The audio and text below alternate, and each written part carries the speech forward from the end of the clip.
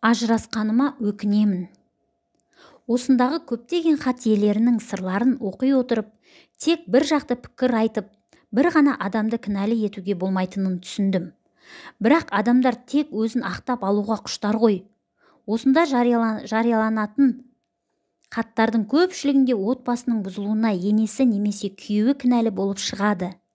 Әйелдер өзінен кеткен қателіктерді де бір сәт ой елегінен өткізіп көрсе, өзінің де періште емес екендігін түсінер еді. Бұлай деуімнің себебі, менің де басымнан осындай жағдайлар өтті. Мен де ажырасқан келіншекпін. Бірақ ажырасуыма мен күйеуімді немесе оның туыстарын кінәлі етіп, жамандағым келіп отырған жоқ. Өмірде мінсіз адам болмайды. Әр адамның өзіне тән жақсы қасиеттері де, жағымсыз тұстары да болады. Барлығын ақылмен, сабырмен, кешіріммен қарап, бір-бірін түсінуге тырысса, бір отбасы болса да сақталып қалар ма еді деймін. Адамдардың өзара түсінсе алмауынан келіп туындайтын мәселенің ушығуының салдары отбасының іргесі сөгіліп, ортадағы балалардың бақытсыздығына себеп болады. Басқа түкте емес. Кейде шынында да бақытсыз отбасы болып отырғаннан гөрі жеке өмір сүріп бақытты болғаны дұрыс. Адам өз өміріне жауапты болған соң өзі үшін дұрыс шешім қабылдай білуі керек. Егер шешім қабылдауда қиналатын болса, жақындарының көмегіне жүгінгенде дұрыс. Дегенімен олардың ақыл кеңесін, пікірін тыңдай келе, қорытынды шығаратын әр адамның өзі. Айтқым келгені, әсіресе отбасы туралы шешімді қабылдайтын кезде 10 рет өлшеп, бір рет кесу керектігі. Қыз баласы тұрмысқа жақсы ниетпен шығады, ажырасамын деп шықпайды. Ол анық. Дегенмен ашу келсе ақыл кетеді дегендей, ашу үстінде шешім қабылдап, кейін артынан өкініп жүргендер көп. Өз қатесін түсініп, бір-бірінен кешірім сұрап, қайта қосылып жатқандар да бар. Бірақ бәрібір арадағы сызат қарым-қатынастың бұрынғы қалпына келуіне мұрша бермейді. Өмірдің бір белесін басып өтіп, отбасылық өмірге қадам басар кезде адамда толқыныс болады. Тұрмыс құрар кездегі сезім ол басқаша.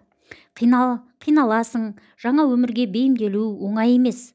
Сондай кезде жас келіннің жанына қолдаушы керек. Ол ең алдымен әрине жолдасы. Мен өзімнің сүйген жігітіме тұрмысқа шықтым. Бақыттымын десем де, отбасылық өмірдің алғашқы кездерінде мен де қиналдым. Үйренісуім қиындау болды.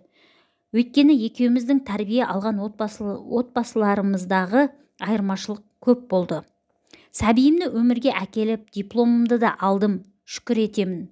Бой жете бастаған шағымнан бастап менің арманым қаланың жігітіне тұрмысқа шығу болды. Өзім ауылдың қызы болсам да, ауылдың қиын тұрмыс тіршілігі менің көңіліме жақпайтын. Қалаға оқуға келгеннен бастап, мен өзімді қалалық қыздар секілді ұстауды үйрендім. Қаланың қыздарымен достастым, сөйтіп жүргенде сүйгенімді жолықтырдым. Арманым орындалды, қалада өскен жігітке тұрмысқа шықтым. Әке-шешем дүркіретіп тұрып ұзату той жасады. Ол кезде ұзатып алу енді шығып келе жатқан. Көбінесе алып қашу арқылы өзара келісіммен үйленетін еді 2006 жылдары. Содан артынша үйлену тойымызды да 3-4 күн арасында өткізіп тастады. Ол кезде қыздың қалың малы шамамен 100 мыңдай болып жатқан кезде менің қалың малыма деп ата-енем 300 мың теңге берген. Ауылдың қыздарының алды болды деп барған сайын әпке-жезделерім тиісетін еді. Солай мен армандаған әдемі өмір басталды. Жақсы жерге келін болдым. Қиыншылық көрмедім. Үйдегі азық-түлік, еттің қайдан келіп жатқанына басымды ауыртпайтын едім. Тоқшылықта өмір сүрдім. Үйде соңғы үлгідегі жиһаздың бәрі бар. Жасауымды алып келетін кезде енем анама тек қана өздерінің жатын бөлмесіне арнап жиһаз алып келсеңіздер болды, қалғанының барлығы бар деп алдырмаған. Өзіміз көп қабатты үйлердің бірінде 5 бөлмелі пәтерде тұратынбыз. Сондықтан үйге артық зат сыймайды деп, әке-шешемнің бізге атағанын банкке депозитке сала бастадық. Келешекте енші алып бөлек шығып жатсақ, үй алуға деп жинадық. Үйдің үлкен келіні болдым. Сондықтан барлығымыз бірге тұратынбыз. Жалғыз қайным бар, ата-енем, күйеуім және мен 5 адам тұрдық. Шұбырып жатқан ешкім жоқ. Бірақ жасырмаймын, қонақ көп келетін үйімізге. Атамның да енемнің де туыстары көп келетін. Одан бөлек екеуінің қызметтестері де қонақ болып келеді. Соларды күтіп алып дастархан жаю, дәм ұсыну келіннің міндеті. Мен ауылдың қызы болғандықтан мұндай істер аса қиын емес. Алайда қонақ көп келген кезде күйеуіме мойын бұруға шамам келмей жатады. Ал менің ойым қонақтарға сый құрмет көрсетіп, ата-енеме жақсы келін болу. Жолдасымның көңілін табуды мен екінші орынға ысырып тастадым. Кейде қонақтар кеш қайтады, кейде қонып та қалып жатады.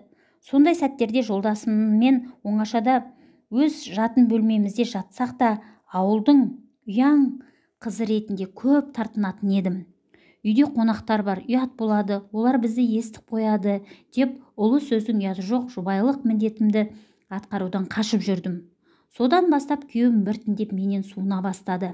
Үнемі кері жауап ала берген соң арамызда ұрыс керісте орын ала бастады. Екеуміз ұрысып жатсақ, ата-енем араға түсіп, менің сөзімді сөйлейтін, мені қорғаштайтын еді.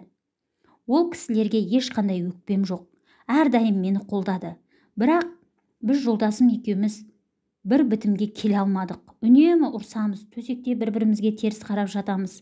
Арамыздағы бала үшін ғана бірге тұрып жүргендей, тіпті бір-бірімізді іздемейтін де болдық. Ең басты ренішіміз неден басталғанын да ұмыттық. Әйтеуір ұрысқа сылтау іздеп бір-бірімізді айыптаудан алдымызға жан салмадық. Мұндай отбасында береке болмайды ғой. Ең ақыры үйге келген қонақтардан қысылмайтын болдық. Кейінгі кездері соның кесірінен көп адамда келмей қойды үйге. Мен осы жағдайдың барлығына өзімді айыптап жүрдім. Ата-енем де осы келін келгелі үйімізге ешкім бас сұқпай қойды деп айтатын шығар іштей деп өз-өзімнен қуыстанып жүрдім. Алайда ең алдымен ата-енеге жағып, ағайын туыстың қызметін жасау емес, сүйген жарыңның көңілінен шығып, оның бұйрықтарына мойынсыну екенін мен ажырасқаннан кейін түсіндім. Бір-бірімізбен жай ғана сөйлесіп, ұғынысу мүмкін болмағандықтан екеу ара келісіп ажырасуға шешім қабылдадық. Әрине біздің бұл шешіміміз ата-аналарымызды ренжітті. Олар бізге ақылын айтып, жолдан қайтаруға тырысты. Бірақ екеумізде ешкім тоқтата алмады. Ажырастық, ортада бір қызымыз бар. Қызымды әкесіне, ата-әжесіне апарып көрсетіп тұрамын. Алиментін төлеп тұрады. Сағынған кезде шақырып немерелерін киіндіріп, серуендетіп сағыныштарын басады. Бір қызығы күйеуім екеуміз ажырасқан соң қызымды апарғанда әдемі әңгімелесеміз. Содан бері зуылдап 5 жыл уақыт өтіп кетіпті ғой. Қызым неге біз бірге тұрмаймыз дейді әкесіне қарап. Ондай кезде ол не деп жауап берерін білмейді. Өйткені оның кездесіп, сезім жарастырып жүрген сүйгені бар. Тіпті ата-анасымен таныстырып та қойыпты. Ол биыл үйленеді. Ал мен асығыстықпен ажырасып кеткеніме өкініп жүрмін.